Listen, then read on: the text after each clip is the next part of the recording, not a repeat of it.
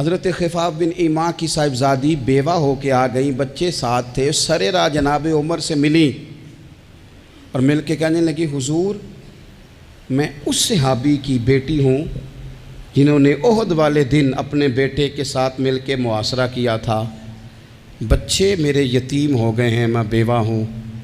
حضرت فاروق اعظم رضی اللہ تعالیٰ عنہ نے فہرست نہیں مانگی، خرچے کی ڈیٹیل نہیں مانگی، تم آنا فلانے سے ملنا، پرسوں 9 بجے آ جانا دفتر، یہ کوئی بات نہیں کی۔ حضرت عمر غور سے کھڑے، اس بیٹی کی بات سنی، چھم چھم سیدنا فاروق کی آنکھوں سے آنسو گرے، دوڑ کے گھر گئے، ایک اونٹ نکالا، وہاں سے مال غنیمت کا مال کے بھر کے 2 بوریاں، اور بوریوں میں کیا تھا؟ چاندی بھی تھی، نقدی پیسے بھی تھے، کچھ ضرورت کا سامان بھی تھا، غلہ بھی تھا، 2 بوریاں بھر کے اونٹ پہ رکھ کے خود لگام اس بیٹی کے ہاتھ میں تھما کے کا پتر سامان بھی تیرا ہے، اونٹ بھی تیرا ہے، اور یہ نہ سمجھنا یہی کچھ تجھے دیا ہے، جب یہ ختم ہوگا تو رب تیرے لیے اور بندوبست فرمائے گا۔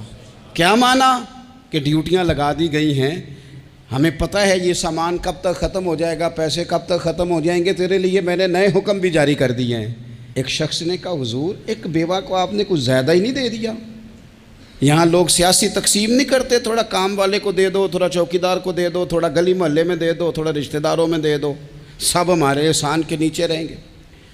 کہا ایک ہی خاتون کو آپ نے اتنا نہیں دے دیا؟ تو حضرت عمر ناراض ہو گئے، فرمانے لگے تجھے تیری مار ہوئے، میری نظروں میں آج بھی وہ جلوہ موجود ہے جب اس کا باپ اور بھائی میدان احد میں کافروں کے خلاف لڑائی کر رہے تھے، آج تک میری نظر میں موجود ہے۔ تو کہتا ہے میں نے زیادہ دے دیا؟ اولاد کسے نہیں پیاری ہوتی؟ بچوں کو دیکھ دیکھ کے بندہ کلیجہ ٹھنڈا کرتا ہے، اولاد کو دیکھ دیکھ کے آنکھوں کو سکون ہوتا ہے، انسان کی طبیعت شاش بشاش ہوتی ہے۔ حضرت عمر وظیفہ لگانے لگے تو حضور کے گھر میں خدمت کرنے والے حضرت اسامہ بن زید کا وظیفہ ڈبل لگایا اور اپنے بیٹے عبداللہ ابن عمر کا وظیفہ سنگل لگایا۔ تو حضرت اسامہ بن زید کہنے لگے ابا جی میں نے تو ہجرت بھی کی، جہاد بھی کیا، اسامہ تو ان دنوں بچے تھے۔ تو حضرت سیدنا عمر فاروق جواب میں کہنے لگے پتر اسامہ کے والد زید نے بھی حضور کے گھر میں نوکری کی، اسامہ بھی نوکری کر رہا ہے۔ حضرت عمر کی شان کیا ہے زمانہ جانتا ہے، پر پھر بھی حضرت عمر فرمانے لگے تو نے اپنے باپ کے ساتھ ہجرت کی، فرمایا ان کی خدمت زیادہ ہے حضور کے گھر میں، لہذا ان کا وظیفہ بھی زیادہ لگایا جائے گا۔ ہمارے ہاں ہم نہ میرٹ کرنا چاہتے ہیں پر دوسروں کے لیے، اپنے اوپر کسی میرٹ کو ہم قابل قبول بالکل نہیں۔ یعنی میں سودا خالص لینا چاہتا ہوں دکان سے، تو آپ بتائیں آپ جو سودا بیچتے ہیں وہ خالص ہی بیچتے ہیں؟ آپ کو تو خالص چاہیے لیکن آپ بھی تو کچھ نہ کچھ بیچتے ہیں، آپ کا خالص ہے، اگر آپ خالص بیچ رہے ہیں تو انشاءاللہ ملے گا بھی خالص۔ چادریں آئی تھیں مال غنیمت میں، ڈھیر ساری چادریں، ڈھیر ساری۔ حضرت عمر نے صحابہ کرام علیہم رضوان کی ازواج پر، صحابیات پر وہ چادریں تقسیم کر دیں۔ ایک چادر بڑی خوبصورت نکلی اندر سے، تو سب کہنے لگے حضور یہ نا خاتون اول کے لیے سوٹ کرے گی، آپ کی اہلیہ کے لیے سوٹ کرے گی، کبھی آپ گھر لے جائیں نا، یہ سب سے بہتر ہے۔ تو یہ حضرت عمر کی بالغ نظری ہے، وہ کیا بندہ ہوا جس کی ہر جگہ نظر ہی نہ ہو۔ حضرت سیدنا عمر فاروق رضی اللہ تعالیٰ عنہ کہا جناب یہ چادر بڑی حسین ہے، آپ کے گھر والوں پہ جچے گی؟ تو حضرت عمر فرمانے لگے نہیں، ایک صحابیہ ہیں حضرت ام سلیت رضی اللہ تعالیٰ عنہ، انہیں بلاؤ، یہ چادر انہیں دوں گا۔ حضور اس خاتون کو یہ چادر دینے کی وجہ بھی تو بیان کریں۔ تو حضرت عمر فرمانے لگے جب احد میں ڈھیر سارے لوگ زخمی ہو گئے تھے اور بھگدڑ مچ گئی تھی اور حالات خراب ہو گئے تھے، تو فرمایا میں نے اپنی آنکھوں سے دیکھا کہ اس ایمرجنسی کی حالت میں بھی جناب ام سلیت مشکیزہ پکڑ پکڑ کے زخمیوں کو پانی پلا رہی تھی۔ اس خاتون کی خدمات ہیں امت کے لیے، اس نے ڈیوٹی کی ہے صحابہ کے لیے، لہٰذا اس عورت کا زیادہ حق بنتا ہے کہ اس کو یہ اعزاز دیا جائے میرٹ کی بنیاد پر تقسیم ہوگی، رشتہ داری کی بنیاد پر، تعلق کی بنیاد پر نہیں ہوگی. اس کا حق زیادہ بنتا ہے، اس کا درجہ زیادہ بنتا ہے، خدمات زیادہ ہیں، اس نے اپنی ڈیوٹی زیادہ اچھے طریقے سے سر انجام دی ہے. جب تک چیزیں آپ وسعت قلبی نہیں لاتے اپنی طبیعت میں، جب تک آپ گنجائش زیادہ پیدا نہیں کرتے، اتنی دیر تک حالات اس طرح کے نہیں ہوتے. پھر ایک اور مصیبت بن گئی ہے، وہ مصیبت ہے لیول کی. یہ کام میرے لیول کا نہیں.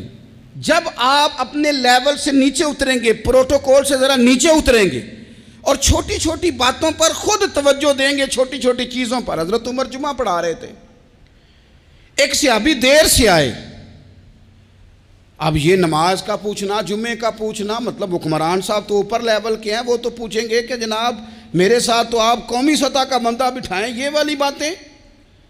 لیکن چھوٹے چھوٹے سوراخ پیدا ہوتے ہیں، پھر بند ٹوٹتے ہیں، حالات بگڑتے ہیں. قوموں کا اخلاق چھوٹی چھوٹی جگہوں پہ پہلے بگڑتا ہے. چھوٹی چھوٹی جگہوں پہ بچہ پہلے چھوٹی چوریاں کرتا ہے، خدا معاف فرمائے اگر اسے روکا نہ جائے، پھر وہ بڑی جگہوں پہ جا کے حالات خراب کرتا ہے. حضرت عمر فاروق ایک صحابی دیر سے جمعہ پڑھنے آئے تو حضرت عمر نے بعد میں بلا لیا، فرمایا تم اتنے سمجھدار آدمی ہو کہ اگر جمعے میں دیر سے آؤ گے تو باقی لوگوں کا کیا بنے گا؟ تو وہ صحابی آگے سے کہنے لگے مجھے پتا تھا آپ نے پوچھنا ہے، اور میں تو کہیں کام میں مصروف تھا امیر المومنین، میں تو دوڑا آیا ہوں، میں تو غسل بھی نہیں کر سکا، وضو کر کے مسجد میں آ گیا ہوں جمعہ پڑھنے. تو حضرت عمر فاروق ان کی بات سن کے خوش ہوئے، فرمانے لگے رب تیرا بھلا کرے، اس طرح کرنا، آئندہ جمعہ پڑھنے آنا تو غسل کر کے آنا. میرے نبی پاک نے غسل کرنے کا ارشاد فرمایا جمعے والے دن، غسل کر کے آنا. ان باتوں کا بھی، یعنی حکومت کے قومی معاملات اور عالمی نقطہ نظر بھی ان کے ذہن میں ہے، اور یہاں تک جو باریک چیزیں یعنی حضرت عمر فاروق گزر رہے تھے تو کسی باغ کے کونے میں کھڑے ہو کے کچھ بچے چھوٹے چھوٹے بچے وہ کھجوریں اکٹھی کر رہے تھے. تو حضرت عمر نے کہا کس کے باغ میں لگے ہوئے ہو؟ سب بچے دوڑ گئے. تو حضرت سنان بن سلمہ فرماتے ہیں میں بھی چھوٹا تھا، میں کھڑا ہو گیا تو میں نے کہا حضور ہم نے توڑ کے نہیں کھجوریں کھائیں، گری ہوئی کھائی ہیں، اور آپ کو پتہ ہے جو رستے میں گر جائیں وہ اٹھانی ناجائز نہیں ہوتی، تو حضور یہ گری ہوئی کھجوریں کھائی ہیں. تو کہتے ہیں حضرت عمر فاروق بچے کی بات سن کے کہنے لگے رب تیرا بھلا کرے، تو نے صحیح بات کی طرف میری توجہ کرا دی ہے، اللہ تیرا بھلا کرے. اور پھر حضرت عمر رضی اللہ تعالیٰ عنہ اس چھوٹے سے بچے کے پاس کھڑے ہو گئے. کون؟ کس کے پاس؟ نہیں خواب تو نہیں دیکھ رہے میں اور آپ، حکمران وقت 22 لاکھ مربع میل کا حکمران بچے کے پاس کھڑے ہو گئے، چھوٹے بچے کے پاس. دکان پہ غریب آدمی چڑھ آئے نا، دکاندار صاحب اللہ ماشاءاللہ ان کا مزاج خراب ہو جاتا ہے. اور تیسری چیز کہ نا وہ والی دکھاؤ تو کہتے لینیاں تے لے تو جا. اور اگر تگڑا بندہ آ جائے تو کہتے ہیں جناب آپ اس طرح کریں نشاندہی کر دے، میں انشاءاللہ خرید کے لا کے پیش کر دوں گا. مزاج بدل جاتا ہے. غریبوں کے پاس، چھوٹوں کے پاس، عام آدمی کے پاس آپ جائیں.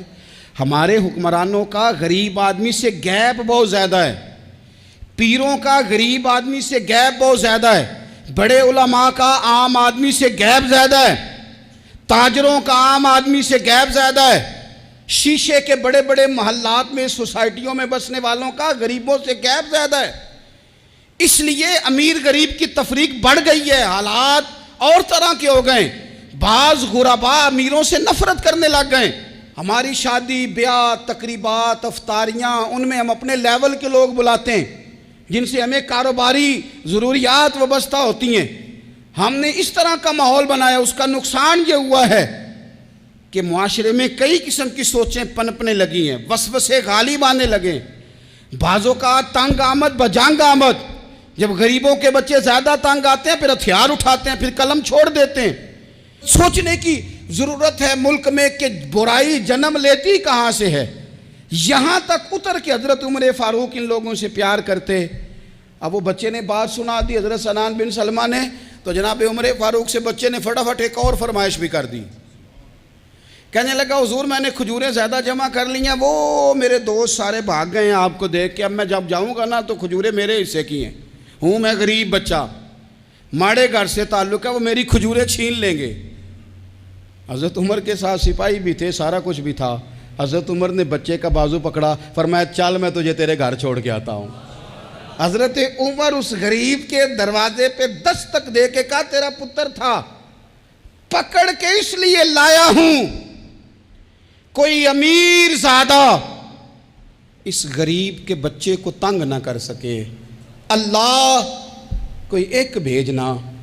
حضرت فاروق اعظم کا ماننے والا جو غریب کے بچے کا بازو تھامے اور اسے کہے کہ کوئی امیر زادہ اس پر ظلم نہیں کرے گا، کوئی اسے تھپڑ نہیں مارے گا، کوئی اس کے حصے کے نمبر نہیں لے گا، کوئی اس کی جگہ رشوت دے کے نوکری پہ نہیں بیٹھ جائے گا، کوئی اس کی جگہ پیسے دے کے آگے نہیں بڑھ جائے گا، کوئی آئے نا جو اشک شوئی کرے، جو آنسو پونچھے لوگوں کے۔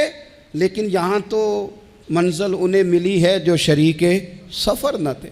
میرے عزیزو، اس نہج پر دین نے ہمیں اسباق پڑھائے، اس نہج